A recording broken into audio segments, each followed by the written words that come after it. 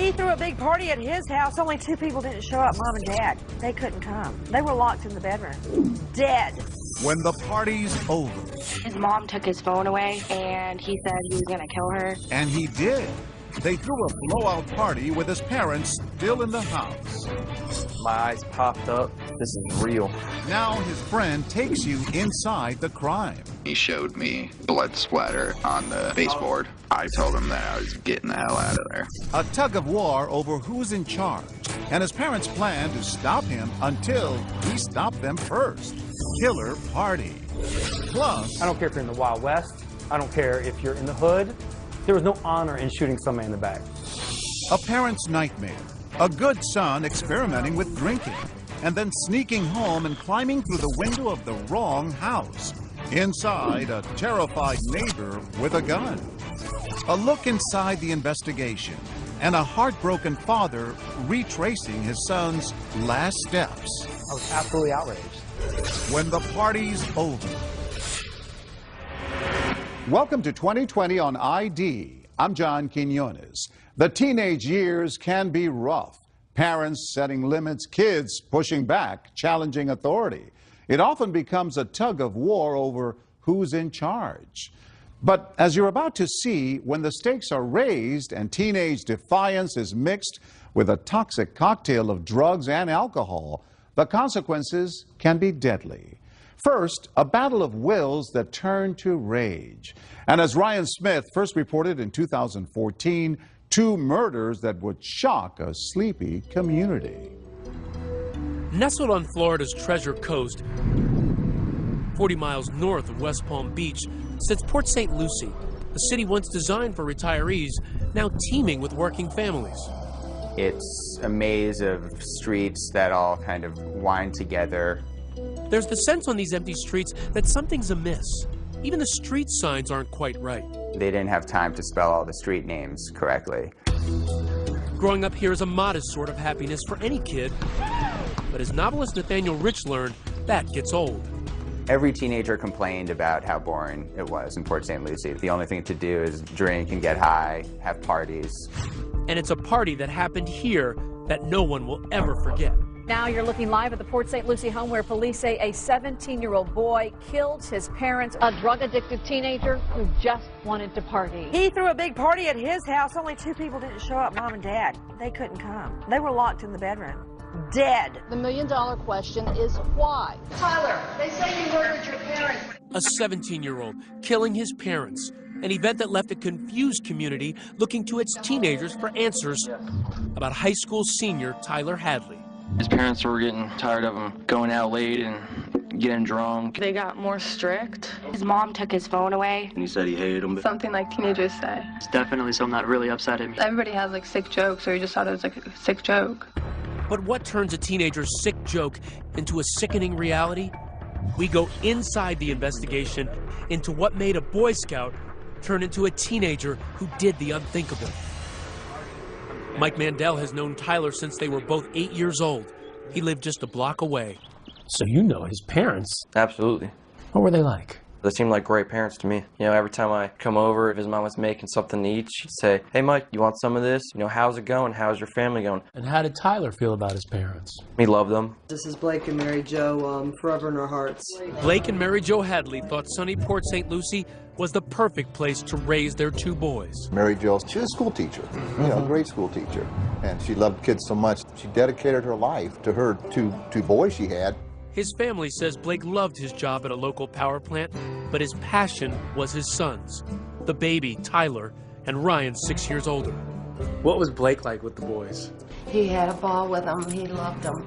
And in the beginning, Tyler seemed to be a happy little boy, celebrating birthdays and holidays with his family. He was constantly hugging his mom. I mean, constantly.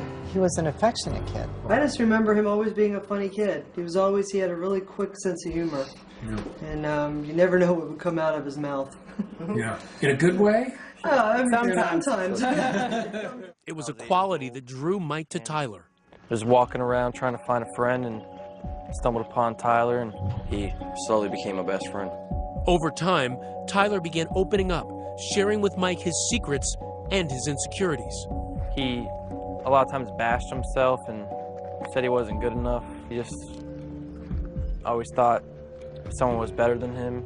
But what started as a kid's self-doubt turned into a teenager's anger.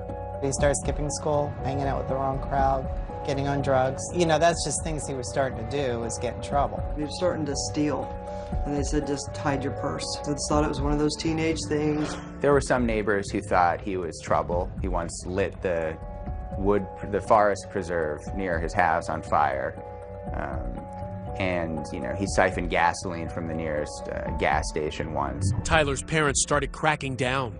How did they discipline him? They really did everything possible as far as taking away the cell phone, bits and pieces of freedom that children really, cherish at that age. They didn't just abandon him and just let him run in the streets like he wanted to. They tried to rein him in.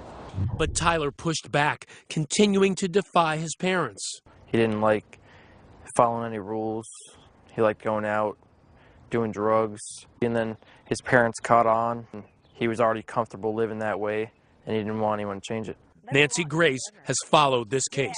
They were beginning to discipline him more and more. And by that, I don't mean take him out to the woodshed and give him a spanking. They would take away privileges. Well, Hadley would have none of that.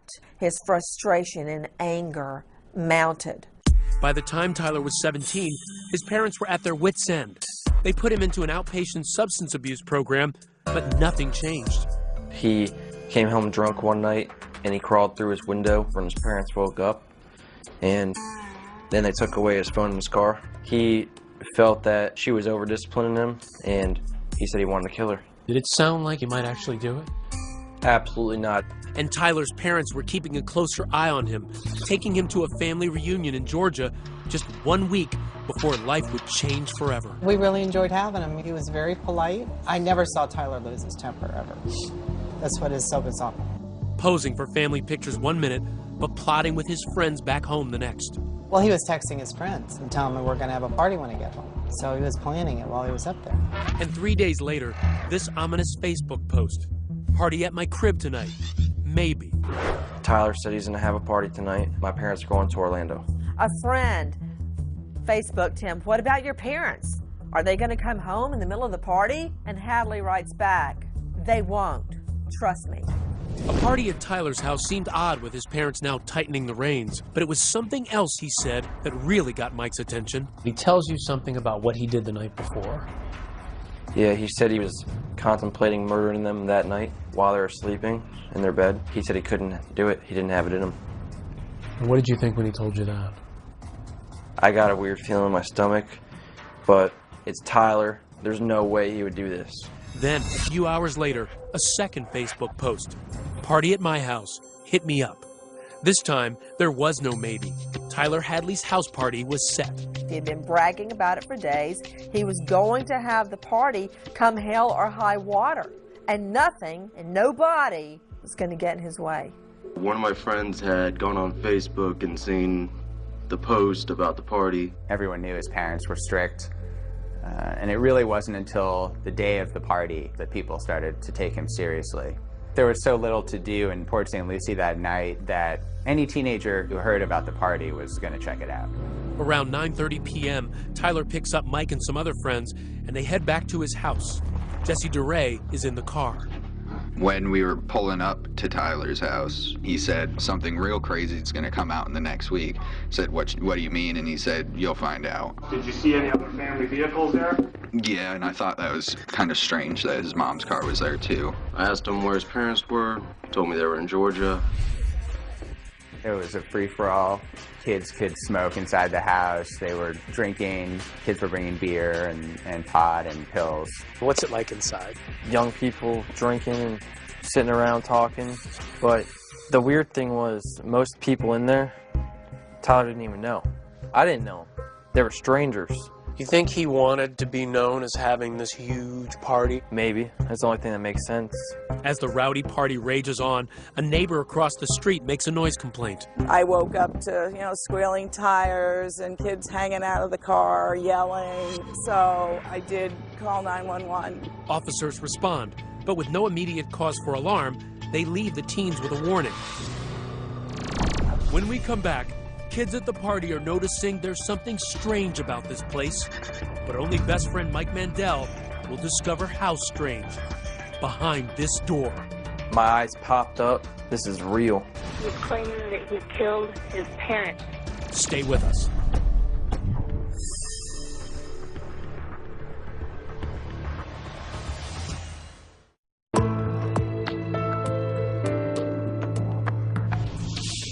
For months, 17-year-old Tyler Hadley's clashes with his parents had been escalating.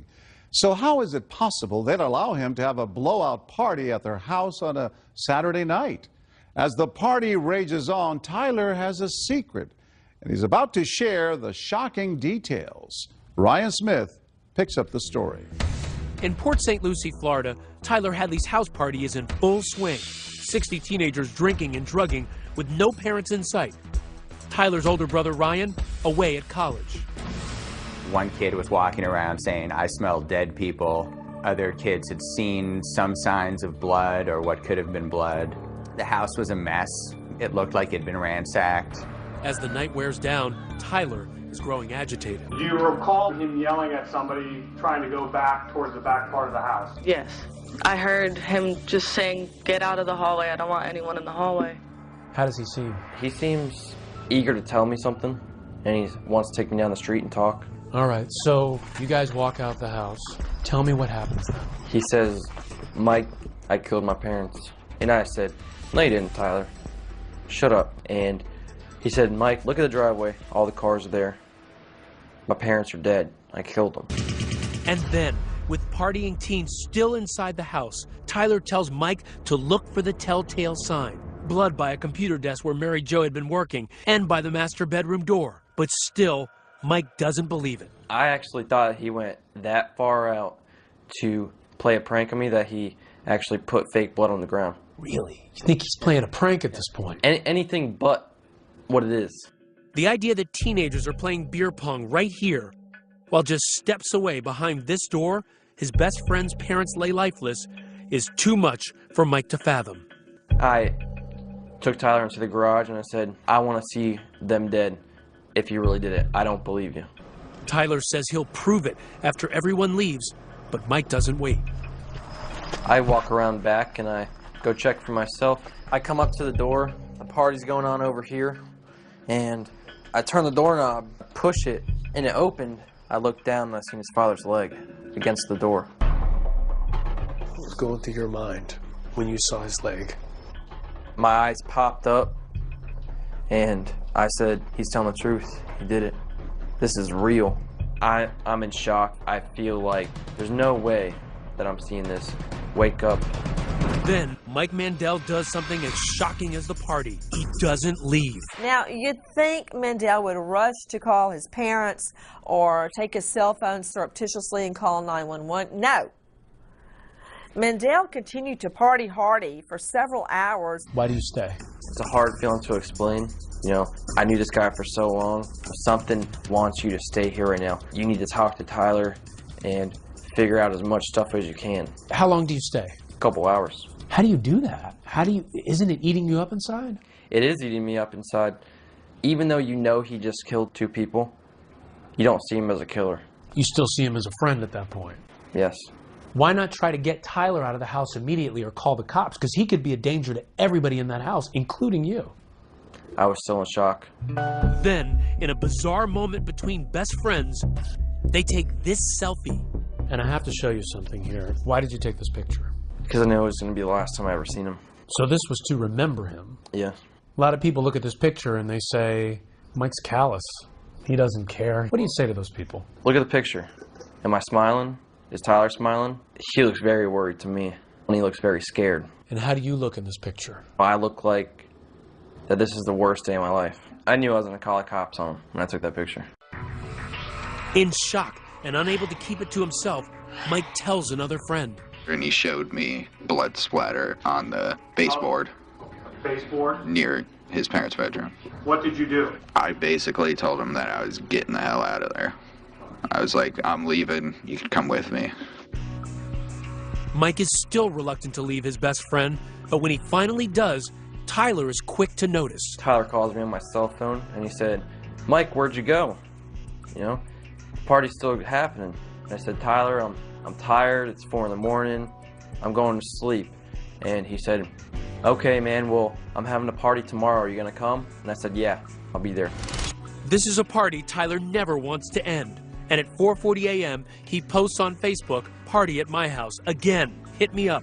But Mike Mandel won't be there. And immediately after I hang up the phone, I call Crime Stoppers. He got a call from our call center, and he's claiming he killed his parents. I'm sorry, he did what to his parents? He's claiming that he killed his parents. What were you thinking as you're making that call? You know that what you're telling Crime Stoppers could send him to jail for the rest of his life.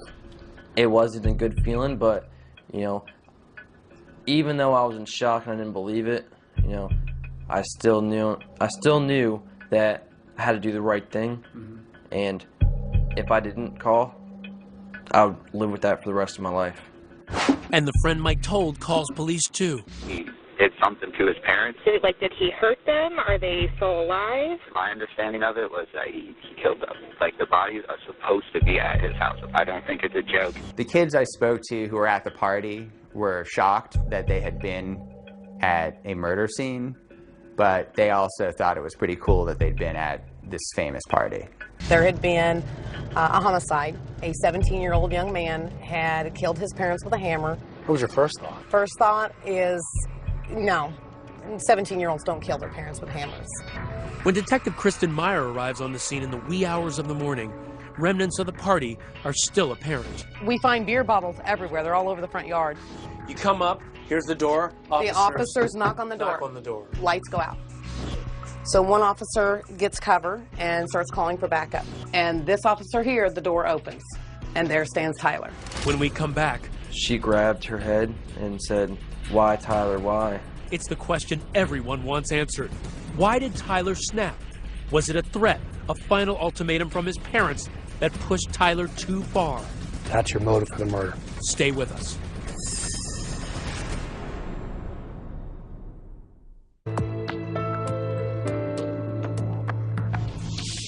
Tyler Hadley has delivered exactly what he promised, the teenage party to end all parties, free-flowing drugs and alcohol with no parents in sight.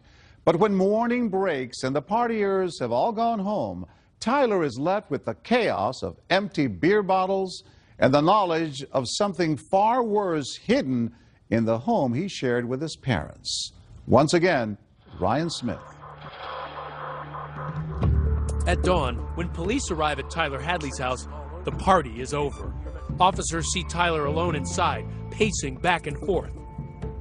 And they creep up to this window because they can peek in. What kind of state was he in at that point? They talked about the look on his face. One officer describes it as deranged. Officers ask where his parents are. He said they're out of town, they're in West Palm Beach. He's placed in handcuffs, and the officers go in and search. Inside the master bedroom, they find what looks more like a garbage pit than a place where Tyler's parents slept just 24 hours before. The room is packed with items from all over the house: furniture, magazines, pictures, food. Mom's Good Housekeeping magazine, homework from her students, a family calendar. Underneath, investigators find the bodies of Blake and Mary Jo Hadley. It's the darkest turn possible for a Saturday that began with ordinary errands for the Hadleys. A trip to the local farmer's market, a visit to a dress shop. They were back home early afternoon. His father taking a nap, his mother at the computer. Tyler told his best friend Michael Mandel that to psych himself up, he listened to the Lil Boosie song Feel Lucky. Got it on your mind, I want you to feel lucky. Then he grabbed a hammer. He said he stood behind his mother for 5 minutes while she was on the computer trying to figure out whether or not he should hit her or not, and then at some point he hit her. Mary Jo's screams woke his father. He rushed to the doorway and was stunned by what he saw. And he couldn't even move. And Tyler said he ran up to his father, hit him, and his father asked him why he's doing this, and he said, "Why the f not?" Tyler told him that he then dragged his parents' bodies to their bedroom, then spent hours cleaning up the blood, stripping the walls, leaving empty hooks where family photos once hung, adding them to the pile. At some point during all of this, Tyler makes that post on Facebook that the party is on. He uses his parents' ATM card to withdraw $400 in cash and buys beer for the party. At the party, he's having a great time. He's playing round after round after round of beer pong. He's laughing, he's joking, he's planning a party for the next night. What occurred that day was what can only be described as one of the most heinous, cold-blooded, and calculated murders I've seen in 23 years as a prosecutor. The prosecutor assigned to the case, Tom Bakkedahl, tries to make sense of the grisly murders. This is not your kid from the wrong side of the tracks. This is not your kid who was raised in an abusive, violent family. And these parents gave him everything. Investigators find evidence that points to premeditation. For months, Tyler repeatedly talked about killing his parents to his friends. His mom took his phone away, and he said he was going to kill her. He said something about, oh, I'm going to kill my parents. I just specifically remember him saying, I'm going to kill my parents. He just said it with a smile, so that's why no one took it too serious. But no one knew just how calculating their friend was. He hid his parents' cell phones before killing them, and with no landline, he knew they couldn't call for help. Less than a month before he was to face trial, Tyler pleaded no contest, leaving a controversial question: his punishment. He could be protected by a 2012 Supreme Court decision, which ruled that for juveniles, a mandatory sentence of life without parole is unconstitutional. But prosecutors argue that with a crime so heinous, Tyler should never see the light of day. He has sentenced the whole family to life. But Tyler's defense team argues that Tyler was mentally ill. The major depressive disorder. He had issues with anxiety and depression. He was suicidal. And low self-esteem. He was drinking heavily and abusing drugs. It was not one thing alone. It was the deadly combination of them all. But the counter to this would be a lot of people have disorders, take drugs, some even take illegal drugs, his choice, yet they don't kill their parents. What I think is one of the most important factors is the juvenile brain. The juvenile brain does not fully develop until the age of 25. Adolescents don't show the same abilities to control, regulate, and identify their emotions as adults. Expert Dr. Randy Otto says the lack of control can turn teen impulse into action. The frontal part of the brain is not functioning as fully as it would as an adult to kind of keep that in check. So you have the emotional upset without the part of the brain that is focused on deliberation, reflection, and planning and consideration. But the prosecutor says Tyler, just 153 days shy of his 18th birthday, should be treated as an adult.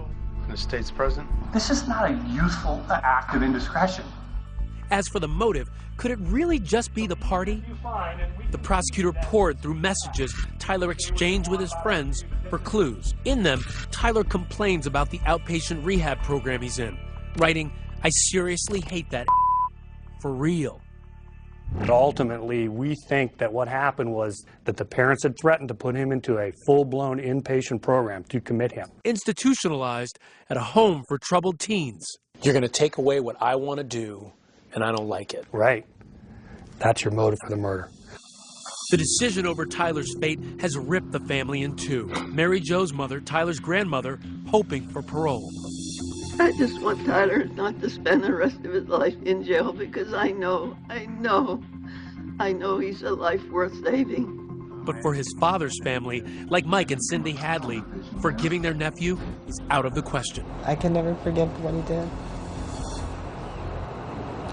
Maybe someday. I can't say never. I don't know. Do you think he understands what he's done to your family? I really don't know at this point. This is a cold-blooded murderer that we're talking about here. Yeah, he's my nephew, and I love him. All right?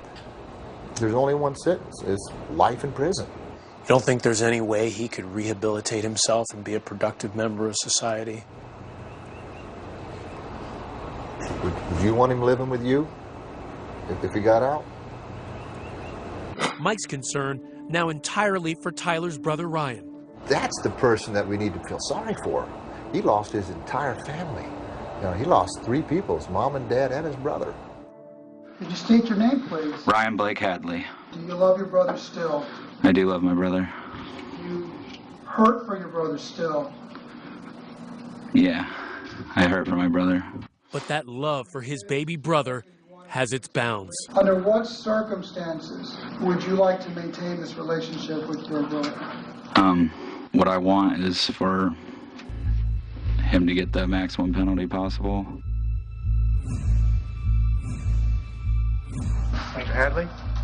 Finally, Tyler speaks publicly about the crime, but offers little insight. I'd like to direct this to my entire family, all of them, everyone, all of them. And I know it's hard to understand, and you can't begin to explain, what happened. I just want everyone to know that I am truly sorry for the acts I committed. The judge was unmoved. It is hereby the judgment and sentence of the court. The defendant be sentenced to life without the possibility of parole. No one wants to see a youth behind bars, but in this case, he murdered both of his parents. A colder heart I've never seen. If he were here today, if you could speak to him directly right now, what would you say to him? Well, of course I'd ask the question, why? I might ask him, you miss your mom and dad? Didn't they mean anything to you? Was it worth it? Are you happy now? I hope that party was worth it.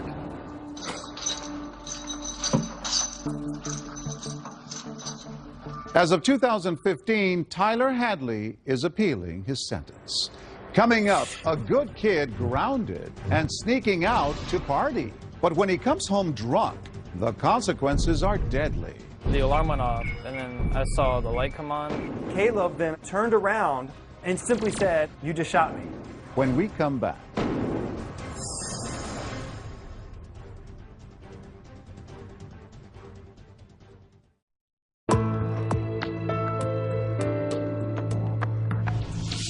It's not unusual. A teenager sneaks out at night thinking his parents won't notice. A party, drinking alcohol, and he'll be back in bed before the rest of the house wakes up. But in the story you're about to see, that teenager never made it home. As Deborah Roberts first reported in 2014, only 2 people will ever know for sure what happened that night. And one of them is dead. It was late Saturday night. 16-year-old Caleb Gordley had a secret plan to sneak out of his house to go to a party with some friends. A popular 3-sport athlete at Parkview High School in Virginia, Caleb was also an aspiring rapper, seeing himself as the next Jay-Z. The days go fast, but the time moves slow. It's like I'm stuck in sand, but I can't ever let go. Hey. He was a self-proclaimed rapper going by the name of Prince George. Yo, Caleb, Prince George. The core was his music, was his lyrics. I have 85 songs that I've collected. Good kid, Sean? Great kid. He was very respectful, very polite. Partier? No. Like, he did not drink, and that's what makes that night even more peculiar, even more odd. We're walking to school. And out of character for Caleb. He's not much of a drinker, but he just, I guess, wanted to try it for that night. Yet the one time Caleb decided to let loose, he would wind up dead in a stranger's home. It all began with the typical teen punishment. He had been grounded because he went to the park on a Sunday afternoon after I told him to clean his room. I said, 1 week, you cannot go anywhere. You go to school, you go to practice, whatever, you're coming straight home. And he accepted it. He doesn't talk back. He doesn't get up in my face. He said, all right, Dad. Yeah. By the end of the week, Caleb is itching to get out of the house. We really want to party, don't want to get nothing. Tweeting throughout the day, honestly, who's throwing a party tonight? I'm trying to have fun tonight, no lie. Caleb and sister Eden are living with their dad. Their parents, Sean and Janae, are divorced. Their firstborn was a natural ham. Caleb, here at 6, busting a move to NSYNC's Girlfriend. He just had that energy that really attracted a lot of people to him because he was so fun and good-hearted. He just loved laughing and joking. To give their kids a better life, the Gordleys left behind the tough, crime-ridden streets of Dayton, Ohio, for the tranquil suburbs of Sterling, Virginia, where Sean is a corporate IT manager. I was happy with the area. I was happy with the school. The community seemed to be very active and social and kind of close-knit. After the split, Janae moved back to Ohio to go to school, but never missed a beat with her kids. How much did you monitor his social media accounts? A lot. And that was the one time I didn't in that particular day. I would have saw the signs if I would have just looked that day. About the parties and... He was looking for someplace to go that night. So at the stroke of midnight, Caleb slips out of his two-story home. He would never return. Caleb's first mistake would happen just after arriving at a buddy's house a few blocks away. Some of the boys begin tossing back vodka shots. By 2 a.m., a woozy Caleb decides it's time to go home before his dad notices he's gone. Good friend Corey Carrico was with Caleb. I took him back to my house, and I was going to make him stay there, but he knew he had to get home. I knew that for sure, because he kept bothering us about it. Staggering now, Caleb needs his sober friend to walk him the few blocks home to his quiet cul-de-sac, where many of the houses in the development look nearly identical. We crossed this fence because all the houses are similar, and then once we crossed, we came up to this window over here. We thought this was the window. Yeah, we thought this was the window, and I just opened it up. I've never come in the back way before. It looks different from the back. I always come from the front when I come pick him up in the morning. So I figured it was his house because he thought it was his house too. Did you just sort of like shove Caleb in? No, he went in himself. The alarm went off, and then I saw the light come on, and then I heard yelling, which I thought it was his dad. So then I ran because I thought I was going to get in trouble. Turns out it's not Caleb's dad. In fact, it's not even Caleb's house. It's the neighbor's home 2 doors down. The startled homeowner grabs his .40 caliber pistol that he kept next to his bed, thinking a burglar has broken in at 2:30 in the morning. In the chilling moments that follow, gunshots. How many times was Caleb actually physically shot? Once. Once. Out of 4 shots, he was hit once. A developing story now out of Sterling. Loudoun County Sheriff's deputies responded to a burglary with shots fired on... The next morning, news of a shooting quickly spreads through the neighborhood. At Caleb's home, there's panic. His sister Eden realizes her brother isn't in his bed.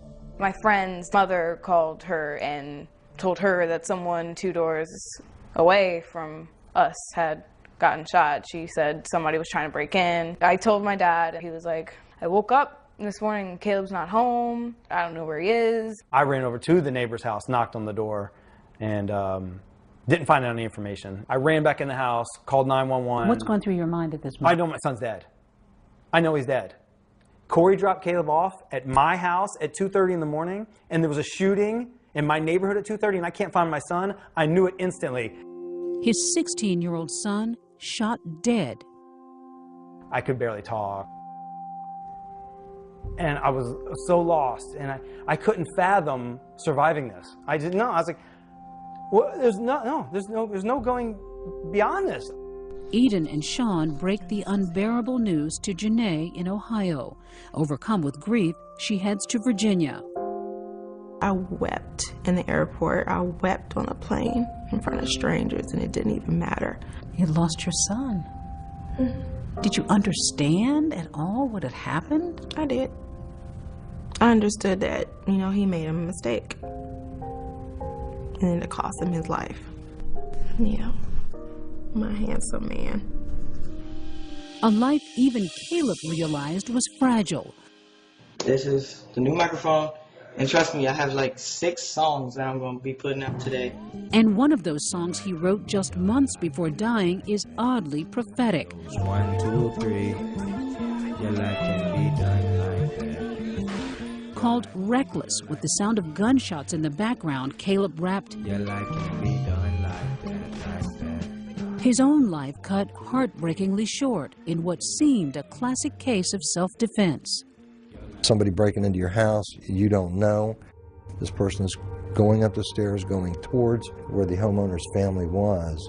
I guess he fell in fear for their lives. I mean, I put it on me at first. I thought it was all my fault because I took him to the wrong house. But you realized it was a tragic mistake. Yeah. Both Sean and Janae believed it was an awful accident until they got the police report. What it revealed would change everything for Caleb's parents. Once I got the details, I was absolutely outraged. Was it self-defense or something else? Murder. Stay with us.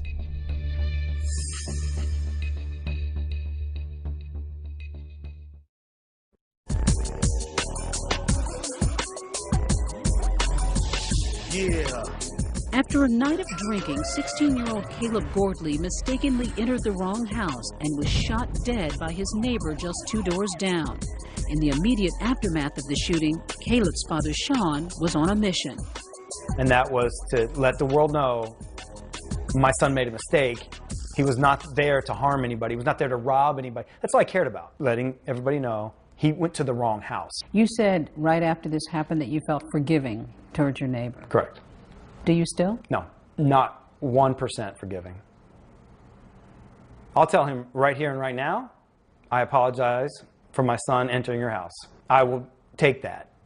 Beyond that, there was no forgiveness. Once I got the details, I was absolutely outraged. It was a horrible, horrible set of circumstances for the family, horrible set of circumstances for the shooter. But 5 months after their neighbor, seen here and identified by others in the neighborhood, shot and killed their teenage son, my son is gone. And nothing will bring him back. Sean and Janae are no longer conciliatory. It sounded like a mistaken identity. Someone thinks there's a burglar in their home and they're trying to defend themselves. At no point during the homeowner's count of the events did he ever describe Caleb in any way being aggressive, ill intent. He did not approach him. He did not come after him in a violent way. In fact, Corey Carrico says his friend Caleb was visibly impaired when he tried getting him home. Yeah, he was stumbling a lot. He kind of fell down on the sidewalk a couple times. I mean, even though he had to be home, I probably should have just kept him at my house. Or waited a little bit longer. Sean is convinced that his son was confused, since his home has a nearly identical floor plan to the neighbor's. From the vantage point upstairs, Sean showed us what he thinks happened, according to the police report. He was crawling into his window. Correct. Where do you think the homeowner saw him first? According to the police report, the homeowner came down this hall, immediately saw Caleb in the kitchen area. He saw his face, he did not recognize him, and he yelled at him to get out of the house. He suspects his intoxicated son believed he was hearing his dad's angry voice. So Caleb would have continued on thinking he's going to his bedroom, you think? Yes, correct. But remember, the 6-foot-tall boy is in his neighbor's home and headed toward the bedrooms where his neighbor's fiancée and son are staying. The homeowner said he made eye contact with Caleb and there was a dazed look on his face. So he knew he was on drugs, alcohol, whatever the case may be. And as he came up the steps, he said he saw no weapon. His neighbor then yells out and fires a warning shot, fearing the unknown intruder who's making his way upstairs near his family. Caleb then, according to a statement, turned around, didn't attack the person shooting at him, and simply said, according to the statement, "You just shot me." Then the end for Caleb, an ending Sean finds unconscionable. The autopsy report revealing the cold, hard fact that Caleb was shot in the back. The homeowner angled against the wall and fired through Caleb's chest, and then a fourth shot past Caleb's head that he aimed at his head, missed. Caleb then took 2 more steps and fell face down on the floor, right in front of what he thought was his own bedroom. I don't care if you're in the Wild West. I don't care if you're in the hood. There was no honor in shooting somebody in the back. So why would the homeowner fire multiple times when this person didn't appear to have a weapon? It's 2:30 in the morning. You have a person that actually comes in through a window. The alarm sounds off. I mean, he was 6 foot tall, unknowns to the homeowner, wearing dark clothing. The homeowner advised him to stop, and that he would shoot, and Caleb continued to come forward. He lined himself up at the perfect angle to shoot a hollow point bullet through my son's lung and explode his chest. And then a fourth shot at his head for good measure. That's what he did. Do you see it as murder or accidental shooting? Murder. Murder? He shot him in the back. If you're really in fear of danger, of your life and your family's life, why would you allow a person that that appeared to be dazed to you walk right past you and then you shoot him in the back? If Caleb would have crossed that street right there and got hit by a car, I would have nobody to blame but Caleb. I have somebody else to blame for my son's death. I just do. This kid is a kid of color, a black kid. Did that have any impact on this case? I can't see that it would. The entire situation was just bad all the way around. Somebody coming into your house, not stopping when you're giving them commands to stop. Somebody continued to advance on you. Somebody going up the stairs where your family is. The homeowner has not spoken out publicly. Have you had any sense of how this has impacted him? In conversations with my detectives, I understand that he was devastated by what had happened. So much so that he had to take a couple weeks off. After a police investigation, no charges were filed against the neighbor, a volunteer firefighter who owns a consulting company. Through his attorney, he declined our request for an interview, saying, "The incident was an unfortunate tragedy on every level, but as we are not confident that participating in your program would contribute to the healing process, we are unwilling to so participate." 10 months after their son's death, Sean and Janae Gordley still can't understand how a teenage mistake can end so tragically. The man who took their son's life did reach out to the Gordleys through his attorney, saying he was sad about what happened, but Sean threw out the note, offended by its formal tone. Do I hate him? No. Do I want him put away? No, I don't think that's going to solve anything. Do you want to hear from him personally? I would love to. He's 2 doors down. 2 doors down. Do you still see this neighbor? I never saw him before. I haven't seen him since. What's the lesson in all of this, Janae? We need to get out of our own bubbles. We don't get outside and shake our neighbors' hands or invite them over to dinner or just get to know them better. 2 doors down. 2 doors down, and you didn't recognize that that was your neighbor. Some people would have packed up and moved right away, but yet you've somehow managed to stay here. The first few months, there was no way I was leaving. I keep the door closed because it smells like him in here still after all these months. I smell him right now. On his blanket, on his pillow. We haven't washed anything. We haven't vacuumed. I come in here, sometimes I'll take a nap on his bed. And he awakens to a wall of emotional memories scrawled by Caleb's classmates who were shattered by their friend's sudden death. I don't know anybody who didn't like him for any reason. You just put a smile on your face. Absolutely great kid. This was his 16th birthday, so this is his last birthday. His son would be 17 now, a high school senior making college plans with his friend Corey. He's such a great friend. It's a shame if you never knew him. He was such a funny person. I truly believe that my son was a gift. Yeah, we got 16 and a half awesome years. I will hold on to that.